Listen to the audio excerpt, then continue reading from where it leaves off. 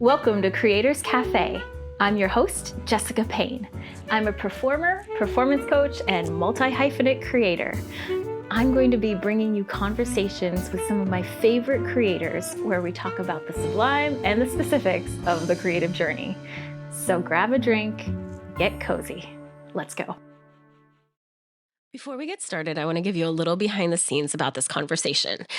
My guest, Rachel Lee, is a branding expert who I wanted to share a conversation with her to my audience so that people who work with me for creative coaching or on-camera coaching or creative strategy planning could get her branding expertise. Fantastic side quest. And as we were having the conversation, she was just so inspiring and it felt so comfy and cozy that I realized it was effectively just another episode of Creators Cafe. So even though it doesn't have exactly the same format here, she is drinking orange pekoe tea with cream, and she gives us a just natural conversational creators challenge at the end. And it was so wonderful to be in a moment where something I'd wanted to do, bringing back season 2, felt so natural and inspiring and easy. And that's part of the reason I even made this is right now it's a hard time to be an artist and a creator in the world. And so when you have those moments and those people and those pieces of art that give you that energy and just make it fun and joyful, and it's incredible, honestly. So I want to thank you, Rachel, for letting this happen and being that spark that helped me to have a season 2. And uh, just remind everyone that's listening to this that you don't know when you just being yourself in the world can have such a big impact and be the catalyst for someone else's creative journey. Also, you might notice that I'm a little sultry voiced right this moment. So when we recorded the episode, I was totally fine. I'm under the weather right now. But once we get past the bio, you will have a normal voice to listen to. Here we go. My guest, Rachel Lee, is an artist, designer, and co-founder of Neogenesis, a personal branding agency for creatives and misfit entrepreneurs who are ready to own their weird and finally rock it online. Rachel believes that there's no better way of marketing yourself than actually being yourself. Rachel's taking these important foundational concepts from branding that have made Neogenesis be a successful service providing agency to taking her brand to becoming a household brand that'll include a clothing line, comic series, merch, and more. And she's doing this whole process on Twitch to be as unedited and transparent in her journey to be a full-time working artist as possible. So we get into the details of what makes her business successful, how to brand yourself as a business owner and as an artist, and also how to embrace the transparency and messiness of the journey that we're all on. So Rachel, thank you for inspiring me, and I look forward to hearing how you inspire others. All right, so welcome. I am having a conversation with my friend and personal branding expert, Rachel Lee, and I am Jessica Payne, and I am a creative coach and an on-camera specialist. So Rachel and I are just talking about where our specialties overlap, and we're having a coffee chat conversation about what we're excited about, what we like to help people with, and kind of where those overlap in the Venn diagram of what we do. So Rachel, what do you think of as your specialty generally when you are talking to somebody who's new, who you know you could help? How do you talk about what you do? That's a great question. I always lead in and tell people that I hang out in the world of personal branding. And I know that people have a lot of initial impressions whenever I open my mouth and say this word. They're like, oh, so you help people get rich and famous online, right? And I'm like, no, like that is not what I do. I know that this word has become weirdly tainted. When I say that I do personal branding, it means that I just help people be more intentional in the way that they show up online. And specifically with the work that I do, I personally have a background as a designer. So what most people come to me for when it comes to support is figuring out how they visually capture and communicate about their brands online in a way that actually matches matches your vibe and makes sense to other people. Because I get it, most people are not designers, and a lot of people, like, no one was taught ever how to actually use and navigate social media. So I like to tell my clients, you are already awesome as you are. It is not your fault, and it is okay that you are not very good at communicating with that same level of awesome online. My job is to help support you with that, mostly with the visual side, but sometimes if you do have a word salad when you're trying to explain what you do or communicate about what you do, I can help you clean that up as well. I love it. And I think one of the things that you said when I first met you that really stuck with me was you talked about, I wanted to become my favorite version of myself. And when I see, when you sign into a video call, it's like the most joyful little square that I've ever seen. And it feels like just like such an expression of the joy and light that you have inside of you. Can you talk about that for a little bit? Absolutely. I feel like it is so important that you show up in a way that you are happy with. Like literally, I actually just got off a conversation with somebody. It was like a networking conversation where it was like the exact opposite of what you just described, where I went into the conversation, I was excited. I'm like, I'm so excited to meet you. Thank you for taking the time. Like tell me about you.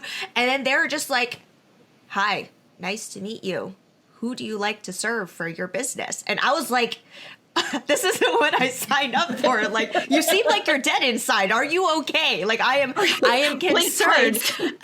like, are you okay?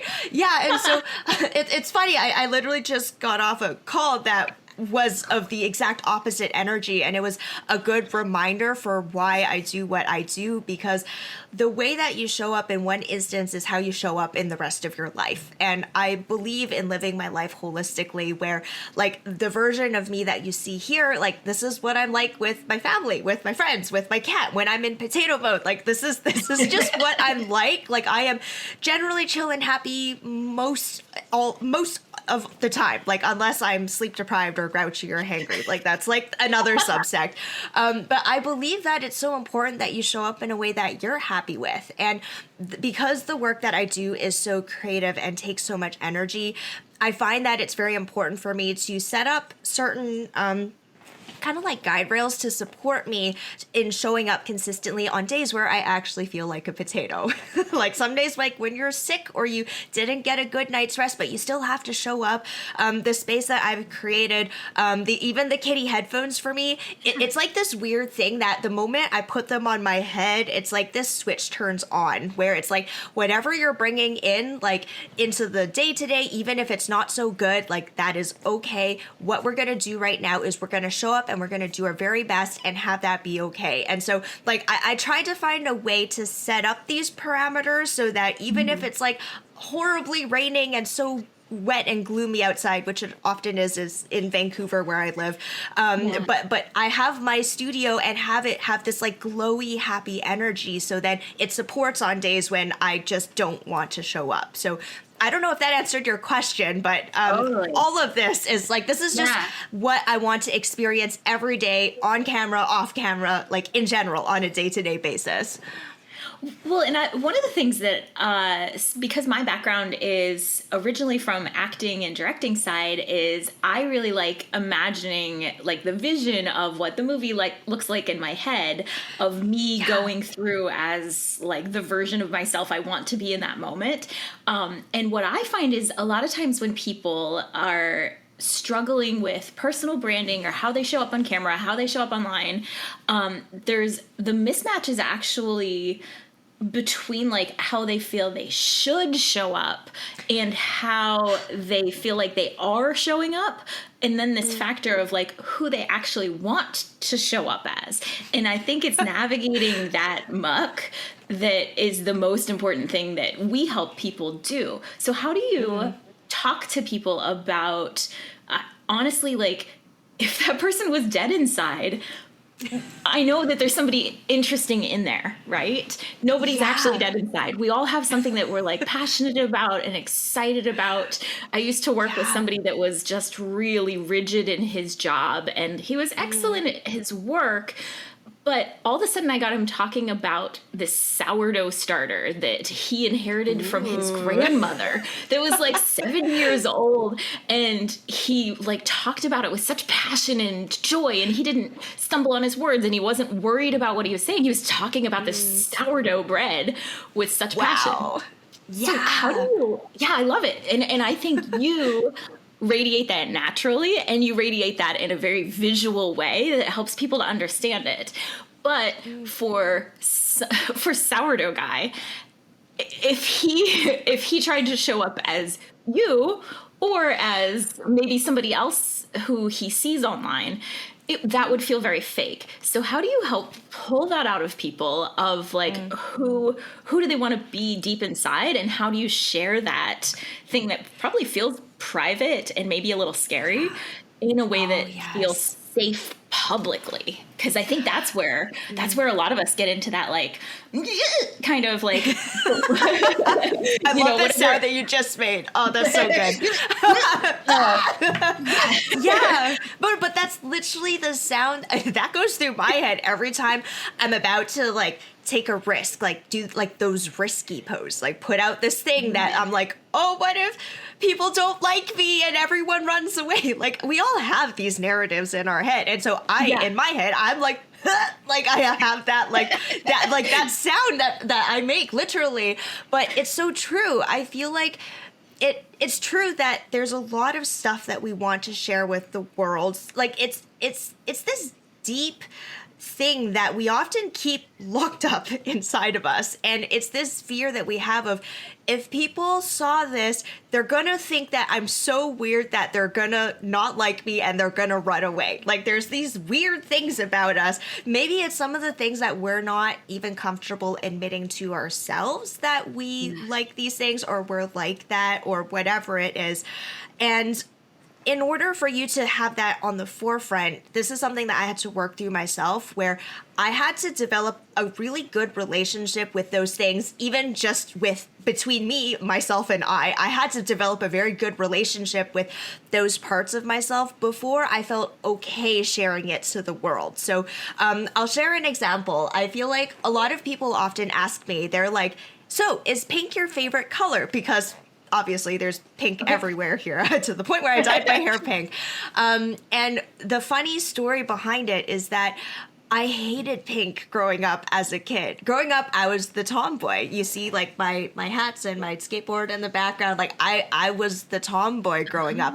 I hated hanging out with girls because I thought they were no fun. I'm like, I can't chase you around the playground and push you off the swings. You just cry. Like, you're no fun to play with. Like, I was that girl who only had guy friends because I didn't like the experience of hanging out with girls.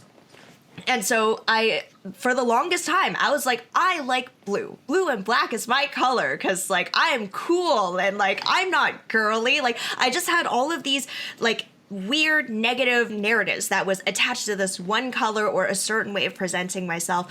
And it wasn't until way further down in life, I actually just crossed the 30 threshold, where I started to thank you, when I started to develop a better relationship of like, oh, there is a side of me that would be considered feminine, and that's actually not a bad side. Like, I kind of like that. And I remember when I was working on my brand and I got to this point where I had to decide on a color that I would use to present myself. And my default is black. Most of the time you're going to see me in black. It's black and white. But I'm like, I need a color that isn't, black and white is not a color. Like, I need a pop of something.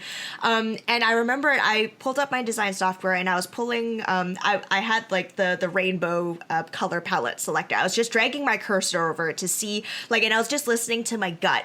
And usually when you see a color you really like, your gut like pulls you towards it. It's like, huh, like in a good way, like not like the huh in a bad way, like huh, in a positive way. This podcast recording is going to be so epic. I love it. In a good way. I know exactly the difference you mean. Yeah. Right? Okay. Exactly. So I was pulling my cursor over all of these colors just to see what pulled me. And when it landed on bubblegum pink, my gut did the thing. And then I stopped. And then I'm like, Rachel, are you serious? Like, really? Like, is it gonna be this color? And I checked in with my gut again, and it was like, yes, girl, like, this is gonna be the color. I was so mad. I was so angry and upset. But I knew in my heart of hearts, I'm like, this color really does capture my energy. It has the bubbly, sparkly feeling. But what I did was that I put black beside it, and I'm like, these are going to be my colors. It's pink, but then with the side of black, so then it still carries a little bit of that edge of that undertone, so then it's not all like sunshine, lollipops, and rainbows. It's like, yeah, but if you like piss me off, I'm gonna seriously fuck you up, like that sort of like I'm gonna have like, I have those two things overlapping. The duality of life, exactly. Those two things, so then I had the balance. But I had to develop a good relationship with that part of myself before I felt safe to show the world, like, okay, pink is my color. Like, it took a while to get to that point. So to your point, everybody has something like that, and you have to be okay with that being a part of your identity first before you package and put that out into the world. I am curious as well to hear like how you support your clients in doing that, because I obviously like I am a designer, so I play with a lot of the fonts and the pixels and the colors, but you help people show up on camera. Like, you can't hide. Like, that's just you. You can't fabricate or Photoshop that. So how do you help your clients when they do the thing on camera, but I'm sure you see they're struggling with all of the things before like the light turns on? Like, how do you help them navigate that? Yeah, absolutely. I would say kind of big picture, the first thing we talk about is what do you want to show up as? And then I try to feel from them what's the main thing that's getting in the way. So in actor terms, it's like, what's your objective? And then what's your obstacle that's making that tougher? And a lot of times people have one or two things that really bug them. And so I actually just try to take those out of the equation. So if somebody says like, you know, it's really my voice that I don't love, then honestly, we'll just do videos of them in action and just have text until they get more comfortable with being present with everything else. So then they can take baby steps with the voice. And, you know, I have one client that I worked with almost 2 years ago, and she emailed me last week and said, I heard her on a podcast that I listened to, and I was like, this is amazing. You did such a good job. And she said, I use the vocal warm up that you did, and I use that every time I get on a video podcast. And like, that's so funny because that's not even the visual. That's just like her taking steps to work on a specific skill that she can do to warm up her voice and work on the things that she was self-conscious about to help her get more comfortable with those skills so she doesn't feel self-conscious with them. But then I also really like the idea that somebody I was just talking to recently said, your weird is your style. And so the things that make you feel different are probably the things that make your friends love you. And I've had people, you know, make fun of me, we'll say lovingly, for how colorful I am and how like, you know, all over the place I am, and like that I jump from subject to subject, and one day I'm thinking about this and excited about this, and that in a time when everybody's talking about be consistent, that feels like a liability to me. But I've found, kind of like sourdough bread guy, if I'm actually excited about something, it doesn't matter if I'm the most consistent about it. It matters that when I'm doing it, I'm passionate about it and it's important. And, you know, if it's colorful, then that's what I'm feeling today. And if it changes, like you have gone all in on the pink, and I love that. And I'm a little more like all over the place, but that actually has worked for me, and I have to trust that like, as long as it's a pure expression of me and I'm not holding back, that there's a reason that I'm leaning into that. So I try to give my clients like permission to be themselves. And it's really that I think we see self-confidence and try to model whatever that person is doing who's self-confident. Whereas like the path is actually not trying to be like anybody else. It's saying, cool, this is who I actually am. And knowing what that feeling in your gut feels like when you're like, oh, nope, this is right. And even if it's tingly and scary and feels risky, I think we know. You know when you like hanging out with somebody. You know when you like a TV show. You know when clothes feel good on you. It's just that you feel like you should be doing something else. So basically, I try to help people say fuck the shoulds and do what you actually want to do. And that is like the hardest thing to do in our society right now. But I think we at kind of a deeper level, I think we assume that the rules are there to help guide us. And a lot of times they're even just like kind of invisible rules and invisible boxes. And, you know, you didn't like pink because it made you feel constrained. But now pink makes you feel the most free. And there's something really powerful about figuring out like, what am I most ashamed of and scared about? And is it something that's like actually a problem or actually hurting me or somebody else that I can fix and improve? Or is this just something that makes me different that I can lean into and be like, okay, cool, this is me. I embrace this. And if I like it, then it's going to resonate with the people that it's meant for. Exactly. I love that you said that, where I tell my clients as well, the biggest and most hardest part about the whole branding process is giving yourself permission to be whoever and whatever you want to be. And it's like, it's weird to say that because logically we understand that, but there's so many things that are holding us back of like, what if my friends don't like that? What if my parents don't get it? What if my family disowns me? Like there's a lot of layers. What if I lose my job, right? Like there's a lot of layers to it, and constraints. And so I think it's the single biggest act of bravery to basically, despite all of those things, show up and just commit and do the damn thing. Like it is the biggest act of bravery. And so every time, like, I don't hold it lightly whenever people work with me. Like every time they raise their hand and say, yes, I want to work with my branding, I'm like, dude, like, do you know what you have just done? Like you have just decided to give yourself permission to like actually fully putting yourself out there without holding back. Like that's something that some people never do in their lifetime.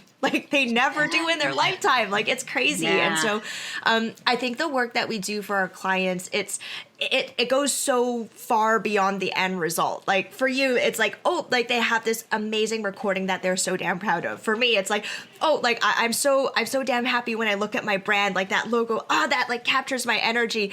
People see that. That's the tip of the iceberg. But I think what is like totally underrated is all of the work that went into getting to that point. Like for your clients, it's probably like the confidence that they build and the trust that they feel in themselves before they even get onto camera. Like that is where the work goes in. Like for me, it's like the permission to even say out loud, here's what I want and here's what I want the world to know me for. Like these things are huge, and I think they need to be talked about more often. Yeah, that bravery to be seen is at the core of what we both do, and it's something that I try to model, but I also try to look for in people, and is like, where are the ways that you're already doing this? Where do you feel comfortable? Where do you feel like you really are expressing yourself, and how can we do that in baby steps, right? Because you don't need to, this is not something that you need to just like jump off the high diving board suddenly. You can like practice by like putting your feet in the pool and scooching in. And so really trying to figure out like, what are the ways that, you know, this is not like change your life, flip the table, quit your job, disown your family. This is like, step into who you actually are. And I think the more that you do that, the more you're going to be surrounded by people that like you for who you actually are. And you know, in the online space, I think there's a lot of fear of judgment, of people judge what I'm wearing or what I'm saying or how I'm coming across, and like Yeah. they really might, but if they're judging you for being yourself, you have a whole different level of power, knowing Yeah. that that's okay. You don't like my choices, that's fine, but I like them. Whereas, like, Yeah. somebody's going to judge you anyway. I'd Yeah. rather be judged for being myself than for feeling fake. And I think Yes. also there's something weird. I think it comes up for me, like, you know, with the like visual side of things. You know, I'm an actor, but I'm also a curvy woman in my mid 40s, Yeah. in Los Angeles. And so there's so much like presentation and appearance, and you should look like this. And it was Yeah. actually me kind of leaving the corporate world and then even leaving like higher education worlds that made me realize, like, oh, I'm not a like work all day in a blazer and a suit person. And I like, it was like the physicality of like taking off the blazer and just wearing what I wanted to. Yes. So Really like that good. stuff. But then I think I went too far, and I was like, oh, if I like do my makeup and hair, then I'm trying too hard and I'm like, you know, falling into all of these traps. But like, Yeah. sometimes I like to do my makeup and sometimes I like to Yeah. do my hair. I like to experiment and play with different things. And like, if I put foundation on my face, then the camera doesn't wash me out. And if I put lipstick on, and I'm very fair, so if I put like eyeliner on, people can actually see me and relate to me better. And so then I Yes. feel better. But Yeah. I also don't want to fall into the hole that I only feel good like that. So I actually try to like make myself Yeah. do the things that like I want to do on a given day without stressing about how somebody's going to perceive me. I just had a really nice time Yes. at a cafe the other day because I like, you know, try to like generally, like you said, like when I show up in the space, I like to show up a certain way and like just be kind of a good version of myself and do the best of what I've got that day. And like the other day I was not feeling that. I was really feeling the heaviness of the world and everything that's happening, and it really was like down. And so I just threw on some clothes that made me happy, that like feel like PJs. And I hadn't even like taken off my makeup from the day before, which I never do. My hair was crazy. And I just went to Yeah. like the cafe that I love, and I walked in and there was probably 5 people there that I just adore, and I chatted with and I hugged them, and they were like, "Oh, look, it's my favorite person." And I Oh, just it's so like good. was so relieved that I had proof that it's just me. It's not the appearances. It's not the outside bullshit. And it, you know, it doesn't matter what you look like as long as you're letting that like full expression of yourself come out. Your people Yes. will resonate with you. Exactly. Like they want to know that you're human, and I think it's interesting. Like it's interesting. Like I spend a lot of time on social media, but more through the lens of like I like people watching in a weird way, where Yeah. it's like I like to just observe, and I have this weird analytical side of my brain where if I were to speak in Harry Potter houses, I'm a Ravenclaw. So I'm the person where I would like scout out the battlefield and plan out everything before I go into battle. So like I'm that type of person. Strategy.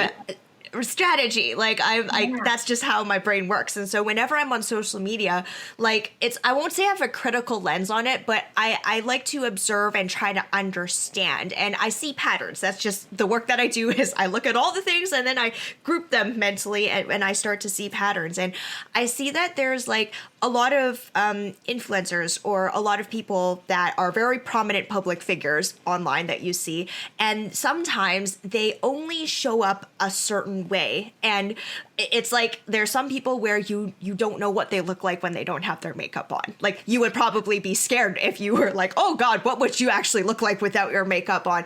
And some people, like for them, that character is so integral. They're like, I can't break that. Like I just like, I only have to show up a certain way. Otherwise, probably the narrative that goes on is like, people aren't going to like me or whatever. But and that's totally fine. Like that's the character that they've created and they've committed to that, and I salute and commend them for it. But I find that the characters that I personally feel more pulled towards and the ones that I personally feel more connected with are the ones where I see the full spectrum of like, oh, you look so good today. Like I love your outfit, your hair, your makeup, like like chef's kiss. Like it's so good. Yeah. And then there's days where like they show up and, you know, sometimes like for me, I post regularly in my stories on Instagram just to update people, kind of like your bum day. Like yesterday, I had like a no makeup glasses day because I went in for an eye appointment, and total potato day, but I capture all of that. So it's like people actually like it better when they see the full spectrum of you, because they know they're like, oh, even on your worst days, they're like, you're not that bad. You're still pretty cute. Like I kind of like you, and so I find personally the brands or the people or the figures or characters that I get attracted to are the ones where I've seen the full spectrum of everything, and I'm like, I realize that I like all of that. Like that makes you real and relatable. Yeah. So I love that you totally owned it. Like marched into the cafe. I'm like, bum day, we're gonna own it, and still got loved and embraced by all of like the friends that you have there. Like that is so beautiful. Yeah, and it's interesting because like from the analytical standpoint, I do think there's some, you know, if you're creating on camera and you're creating a personal brand or really a business brand, and you really want to just highlight one aspect, then that can be really powerful for memory. And so it can make a really sustained impact.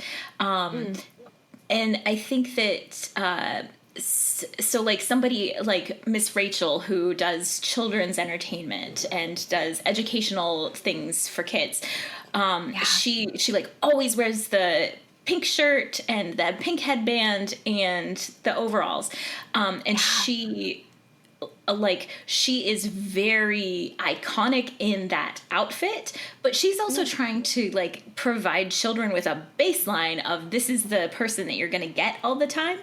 And so I think there's like healthy ways that we can do that. But on the flip side, I think a lot of us feel like we have to find one thing and then stay with it. And that's where it's really not effective. It's, you know, we have to like kind of build that bridge between being memorable for something, because we build enough momentum in one arena or one area that people think of us for that thing. You don't know this, but my husband has like walked by my computer while I was talking to you, and he was like, "Oh, Rachel, right? She's Cat Ears, pink hair lady," and like he knows who you are. You've never met him, you know, but he knows. He's like, cool. "Oh yeah, personal branding, cool. Have a great conversation." And so like the iconic visual you bring is very helpful because he knew you instantly.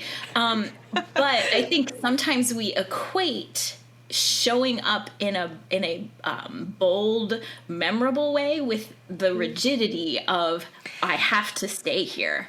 And I think that's figuring out how to have a persona or a character or bringing an aspect of yourself in a way that you can consistently show up, bringing that part of yourself to the public is different than getting stuck in character.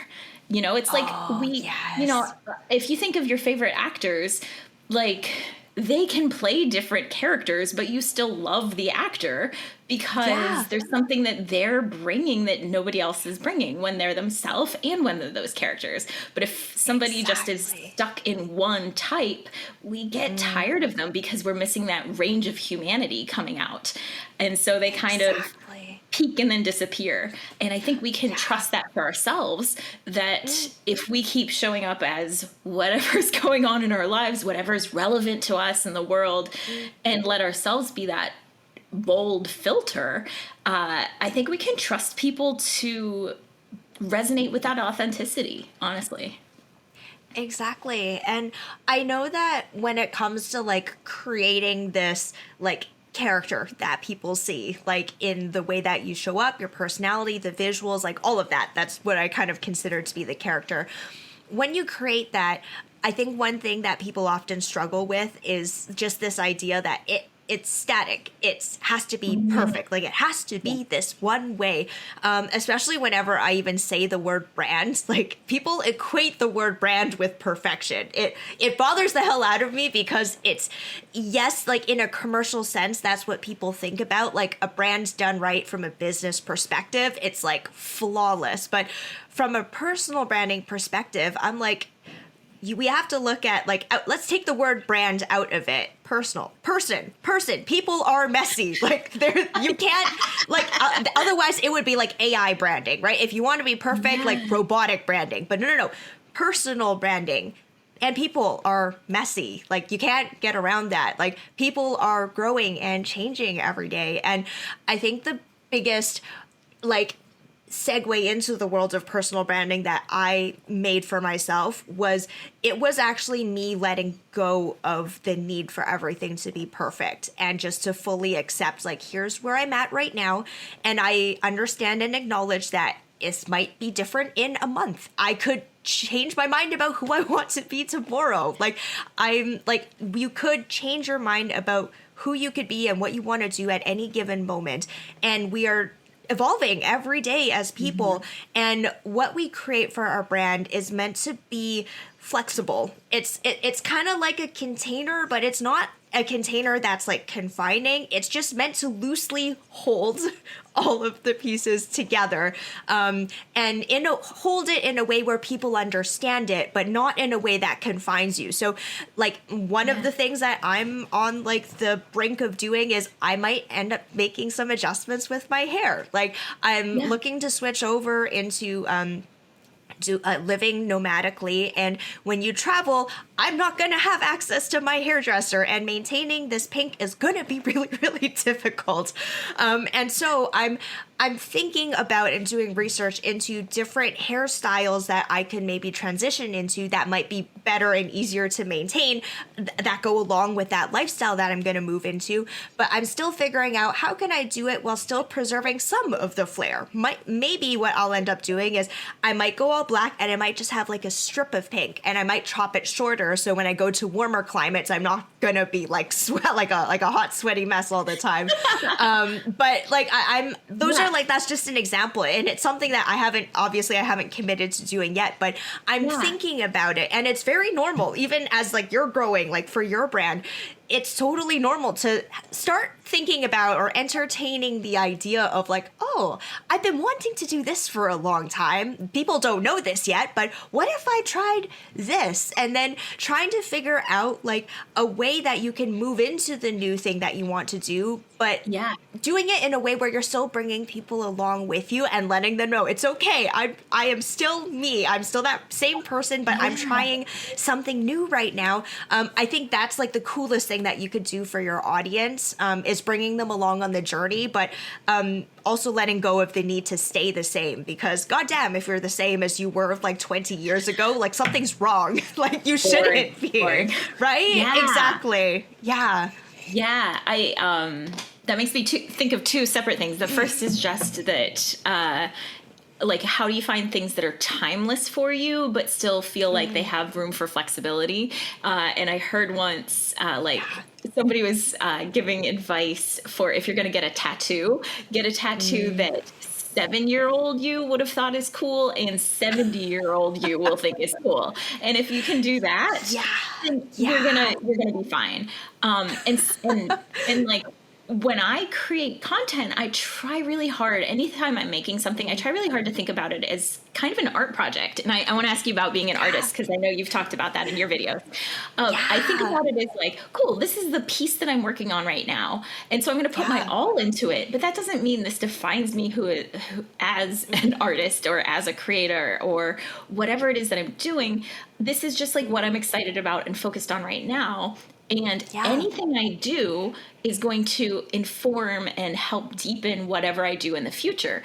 And, you know, am an actor and a writer and a director, and that makes me a better on-camera coach. But now I've had a lot of on-camera clients who are actually like, I want to go deeper, and I'm excited about like creative strategy, and I want to work on, taking the YouTube channel that exists. I'm comfortable on camera, but I want to take it from like a regional thing to something that's more national in scale.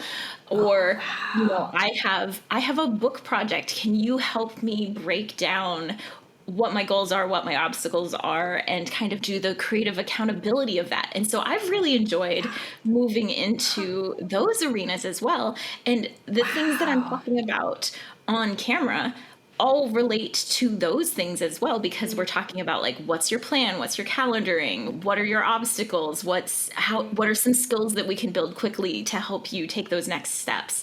And I think all of that applies. Yeah. So you recently did a video where you talked about getting more into your artistic side. Can you talk about that briefly? Yes, it's so funny. I was literally thinking about this morning because I feel like I've gotten to this weird point in my journey. It's like one of those full circle moments where growing up, I was the art kid and I was like, I want to make things for a living. And so I studied in art school. I worked full time as a graphic designer for a local marketing company. Thought it was my dream job, hated it, decided to start up my own business. And so it's kind of like the progression of every creative. It's like, oh, I'm going to work at a job. Oh, I realized I don't like this experience. I'm going to go do my own thing. Okay, put on like my big girl pants. I run a business now. I'm like, I went through my boss babe phase. And then now I've gotten to this point of my business where I'm like, I feel like at least personally for me, I know everyone's goals are different. I came to this point of realization for me where I realized that my business is actually just a stepping stone for me. For some people, the business, getting it up and running, leaving a legacy for their family, that's their final destination. Like that's where they want to go.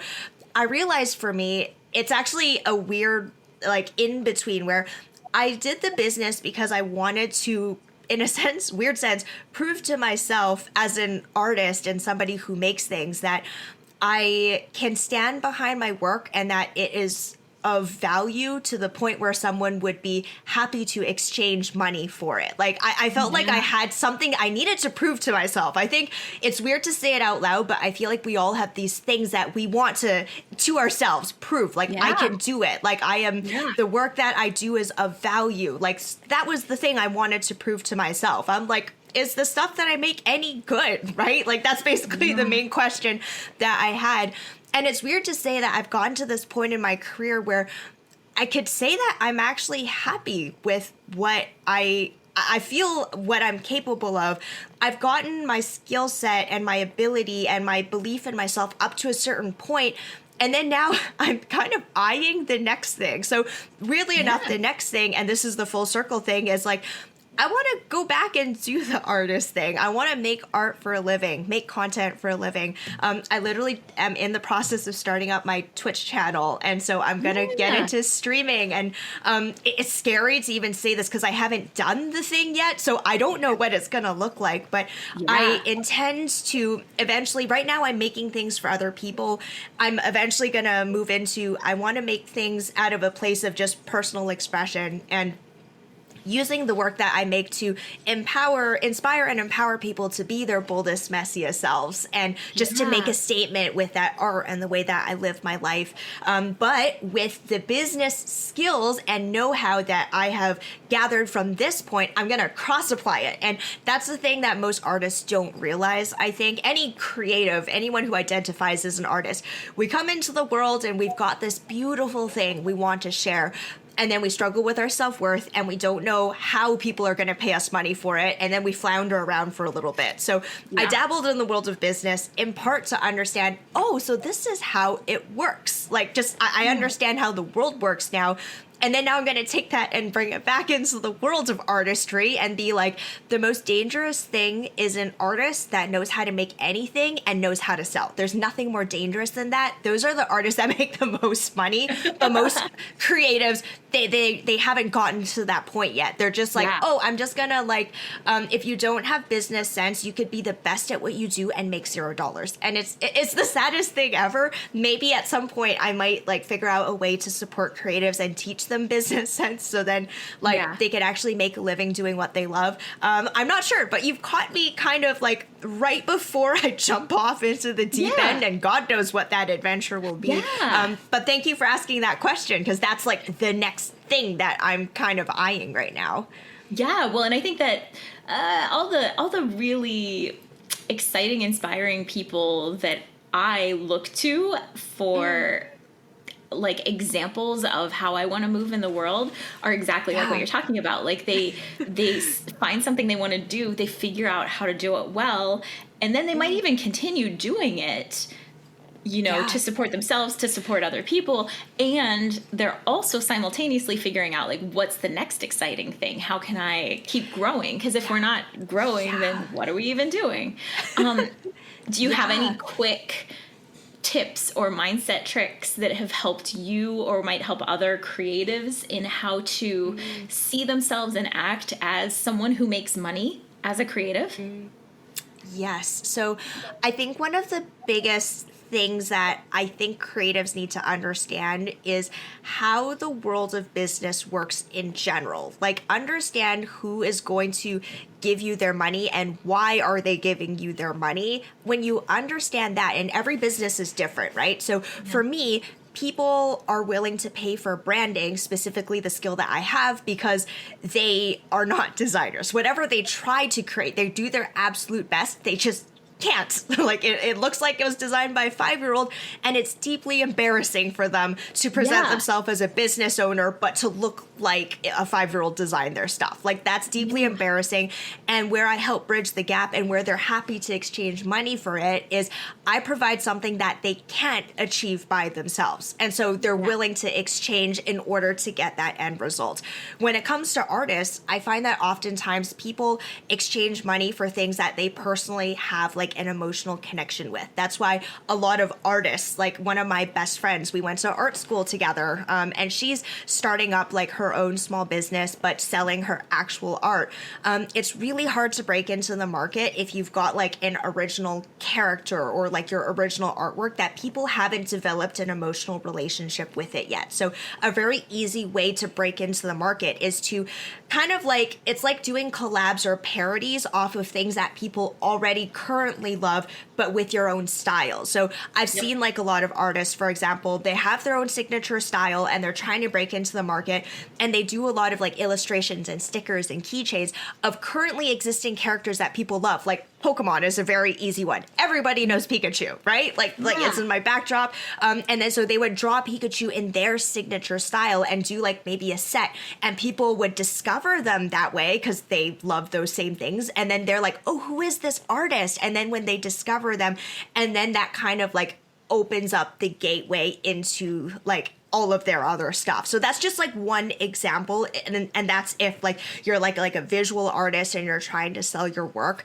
But I think the biggest thing is if you understand why people are giving you money, that is the single most important thing to understand as like a creative, and also not to take things personally. I think that's also the second thing. That's more for emotional protection, where I know how it feels to put something out there that you poured your heart and soul into, and to have people pass you up and just to look at it and be like, oh, like, okay, like that hurts. Like, you take it as a personal hit. You're like, oh God, like I have no worth as a human being. Like, all of these nasty things start going through your head when that happens.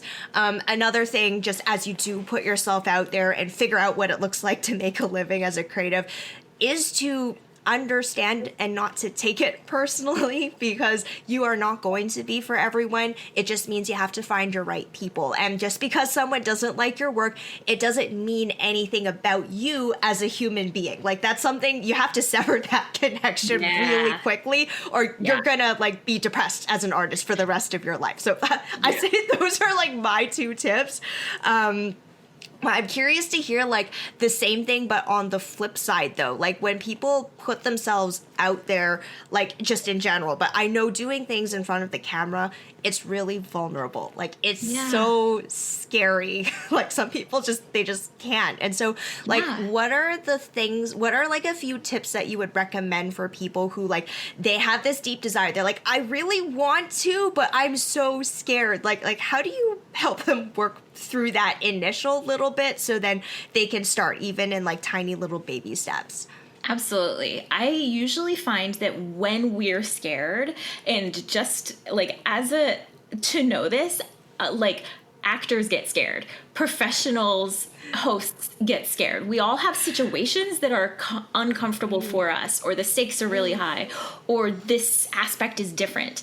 And the thing that helps most of us get past that is just putting the reps in, honestly, and building confidence over time that like I trust that I can do this. And so exactly what you said, like tiny baby steps. You know, a lot of times I'll have somebody who's maybe nervous to talk on camera or talk into the camera. They feel more comfortable talking to a friend or talking in a podcast format. And so, you know, ideally you can just imagine that you're talking to someone and you can put that someone in the camera lens or just behind it and be like, okay, cool. So my best friend Karen, I'm just talking to you about this thing that I care about. And when I think about her, she makes me smile, so my eyes are going to light up, and I'm going to feel really good and natural, and I'm just going to chill out. Basically, it's that idea that like when we think this thing that we're looking at that is perceiving us is dangerous. It's the lion in the wilderness that can eat us, right? Because we put all our fears of being like excluded from the tribe for doing the thing that people disapprove of. We put all of that on the camera. And so it's really natural to have adrenaline, and basically the first big thing you can do is understand that adrenaline means it's important to you, and you know it is high stakes, but you can also benefit from that of like it is also exciting. And if I label those same neurochemicals as exciting, they hit me a lot differently than if I think scary danger pointed down the barrel. And then if you think of like the X of the focus of your attention, you can throw the focus of your attention. So I can like, sometimes it goes with my eyes, so I can like look at you on the screen, or I can look at the camera, or I can be thinking about something and remembering something. And a lot of times if we start just playing with that focus, so I'll literally just have people like, great, now look at your TV, now look at your door, now look at your camera, now look at your keyboard, now look at your screen, now look at your camera. And like just putting it in a list of 10 things makes it so much less scary, because it's just a normalized object that lives in your house. And having a camera on your computer or somewhere that you can see it more regularly, and having FaceTime conversations with people you care about is going to help you just kind of normalize it. And that's why somebody who's, 15 is going to feel much more comfortable talking on camera than somebody who's 65 on average, just because it's been so normalized in their life. So we're basically looking to find ways to make it feel comfortable. And then the real trick is to take that same focus, that X. So I think of like a red X. And I think if I'm scared, then the red X is on me. And it's me worried about me and how someone's going to perceive me. If I put that red X on you and I think about you and what's interesting about you and how we're connected and maybe how we're different and how I could learn from you, or how I've got maybe some perspective or experience that could help you out.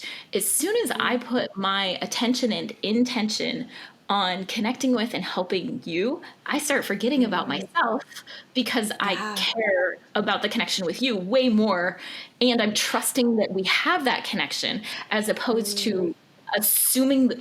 How shitty is it that we assume the worst about people, right? Yeah. Every time we're scared about being on camera, that means we're assuming that everybody out there thinks the worst of us, when actually they're out there looking for somebody that's going to make them laugh, that's going to teach them something, that's going to make them feel better.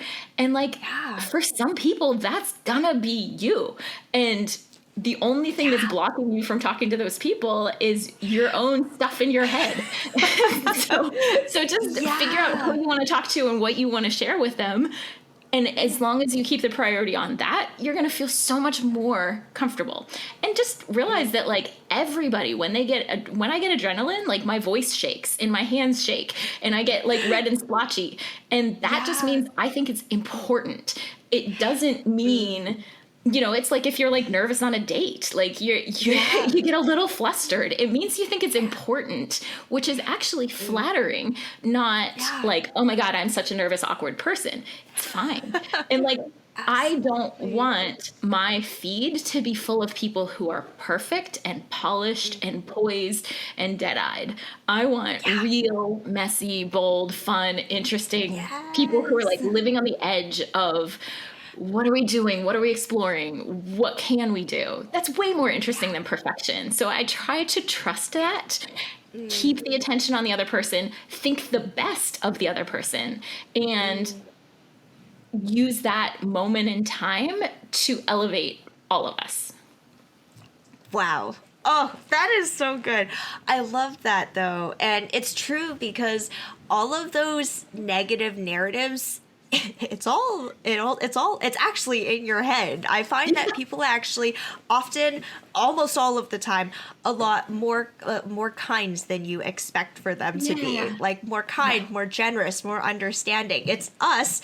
We are our own worst critic. So I love how you help your clients like redirect that focus, because it's kind of like, just treat it as if you're talking to a friend. You're not thinking about like, you're not weirdly socially anxious when you talk to your friend. You're chill. You're your best self. And that's what people want to see. So I like how, like, I because I'm a visual person, I like how you like use that visualization of, we're just going to like physically move that X over to somewhere else. So then that way, like you actually redivert it. I might start trying that actually. That's pretty cool. Yeah, and I can tell as soon as I start stumbling on what I'm trying to say and getting like really tense, I can just tell that my focus, that X, has gone inward, and anything I can do to get it outward and just connected to the other person. It's like you've got the tennis ball and you're keeping it here. Like the game doesn't go until you put it on the other side of the net. Ah, that's very true. I really like that. Wow. Okay. Well, playing tennis with you then. I'm going to have to like hold that in my head. I'm like, it's back and forth, back and forth. That's how the conversation goes.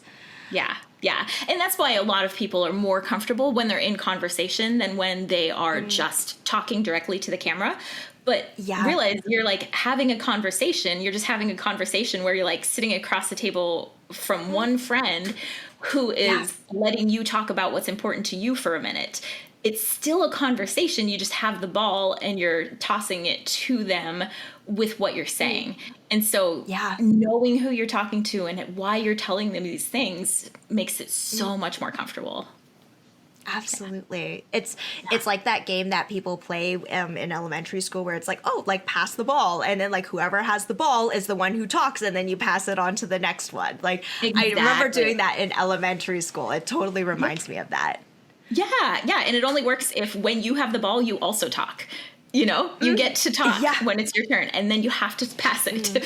And that's okay. Exactly. The one thing we didn't totally talk about that I wanted to ask you while I have you is the like idea of what the visuals in your frame communicate about your personal brand. Because I like to talk to people about like, you know, I have this blue wall behind me because it's my favorite color, and I've got like a plant and a fan and a yoga mat and things, not because like I want you to think this thing, but because these are actually expressions of like who I am and what I'm doing and what makes me feel good.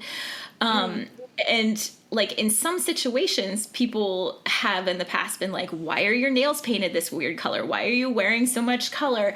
Really? You know, that's so strange. And I think that that's part of the reason a lot of us hold ourselves back is because we've had that negative perception put on us.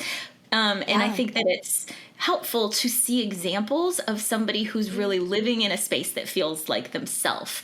And we know whether we're a fit or not, we have like faith that this is a person who's being true to themselves. And that is really comforting for all of us because we know they're not like being hypocritical. They're not posing. They're not being fake. And I think we respond positively to that.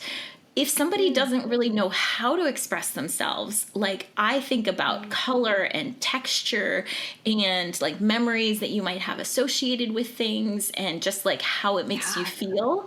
What are the ways you think about that with branding and then with the visuals that make up a brand? Absolutely. I love what you said though about how like it's so important that you like bring things into your space that are aligned. Like I like to view the setup that I have. People are like, wow, like this must have taken like so much time and effort. And for me, it was actually very simple. I was like, oh, these are just all of the things that make me happy. And I just collect them. And as I see things that make me happy, I'm like, oh, I want to see this all the time and every day. So I'm going to have it like in my office. Like that is literally it. It's very, very simple. And over time, I've just collected a whole bunch of stuff. Like you see like my Pokemon in the corner and you see all of like the small, weird, nerdy things. You see like my Switch, you see my Minecraft book, you see my Harry Potter books, you see all my things in the background. It's just the things that like bring me joy. And I think it's funny how much we tend to overthink these things. And it goes down to giving ourselves permission, where a very easy exercise that I actually like to walk my clients through, like before we actually start our work together, is this really cool exercise. Like you don't have to be a designer to do it. And it's basically just an exercise to help you figure out what your own style is. And everyone can do it. It's called mood boarding. I'm pretty sure like people have heard of this term before. It's kind of like a vision board, but a mood board is basically just like a collection of images of things that you like. And the more images that you put in, the more you're going to start to see patterns. So it's literally this very simple exercise where I give my clients a few categories of different types of images to search. And I send them on basically like this image scavenger hunt on the internet, where I get them to pick at least 5 images. And when I say images, it could be like a photograph, it could be a piece of art, it could be a graphic, like any sort of image. 5 logos. So logos where when you look at it, you're like, oh, I would love my logo to look like that. Or like, I just love the way that looks. Like whatever it is, it doesn't have to be logical. 5 logos that you love, 5 samples of colors that you love. These could be color palettes. It could just be a snapshot of like this one shade of whatever. Like it just makes me happy. Like just 5 collections of that. And then fonts. I feel like sometimes like people don't think a lot about fonts. You don't need to understand typography to understand like, oh, when I see this font, it makes me happy. And then just to take a few snapshots of those and then collect them. And then usually most of my clients, they're not designers, so they just have like Canva, like a free Canva account. And then I just tell them like, whatever you do, like gather all of those things, the more the better. I say at least 5, just so then you've got a variety to work with. But it's kind of like the more data points you collect, the better, the more information you actually have to work with. So some people, they will upload like 50 photos into like the folders when I walk through this exercise with them. And I just tell them, dump all of those images into like, just like a slide and then arrange them. And then as you just like lay them all out, it's kind of like putting all the photographs on the table and then spreading everything out. So you see all of the pieces, you start to see patterns. And every single time people, they do this exercise where they submit all of their stuff and then they get me to review it and I create the mood board for them. And every time they're like, okay, Rachel, I did my best. I don't know if whatever I uploaded makes sense, but like, here are the things that I like. And every single time there is a very clear and distinct style that my job is to go in and I start like I tweak and tailor it. So I start to see the patterns and then I remove the options that don't really align, where I'm like, oh, there's a very clear vibe that we're going for right here. So there's usually some odd images that don't fit. So I just like push them out, but most of it is pretty solid. And then when you look at everything all in one box, you're like, oh my God, that's my vibe. Like, I know what it is. So it's a very simple exercise. Like, if you've never done it before, I totally encourage you, like, have fun with it. It's basically permission to go onto Pinterest and Instagram and go ham. Like, just like download all the stuff that you like. And don't overthink it. I always tell my clients this is a really great way to learn. It's a very good gut exercise. I'm like, the more you overthink this, the harder this exercise is going to be. The more that you listen to your gut, the more fun you're going to have. And then so, it's just this cool exercise. I encourage you like to try it in your free time. Just pull it up on the side on your other screen. So good. And I think we probably can identify other people's patterns and what they like better than we can for ourselves sometimes, because we have a little bit more noise and less awareness of it at times. I have people do that as well for video of like, who are the creators that you love, and what are like, find a lot of different creators. What are the things that they tend to do? And a lot of times it's not what they're talking about. It's like what their relationship with you is, or their energy level, or their volume level, or, you know, their energy is, excuse me, it's more like soft and flowing as opposed to exclamation points, or it's a mix of those things, but all of the content is kind of like uplifting, but it's also really sarcastic, and you'll start to see patterns really quickly. And that just tells you what your taste is. And you don't have to do exactly that, but a lot of the things that you're going to like are in that ballpark. And so as soon as you can define those similarities of style and visuals and relationship, then you have a much cleaner picture of the kind of content you're drawn to. And if you make things like that, you're probably going to like it more. Yeah, exactly. And it's just cool how like these tiny, seemingly tiny little exercises, it brings so much clarity. And I think the biggest barrier to people showing up is when they don't fully understand themselves. So it's a totally underrated part of the process, but is seriously the most important. Is the better you understand yourself and what you like and what works for you and what feels normal and natural and good and just the things that make you happy, the easier it is to actually start putting that out there. Because how are you going to put stuff out there before you've understood it yourself? That is a recipe for you making yourself anxious and actually putting out, like, if you haven't figured it out, it's going to come out as a mess. If you have figured it out, then it makes the communication part and the showing up part so much easier. So I always tell people, like, this is the step that you absolutely must not skip, because everything hinges on this one thing. So do it right and you'll thank yourself later. Yeah, that's so great. Okay, so how should people contact you and follow you if they want to work with you, if they want to see more of your style and just watch your journey as you bring in more art and maybe new hair and maybe the vagabond lifestyle?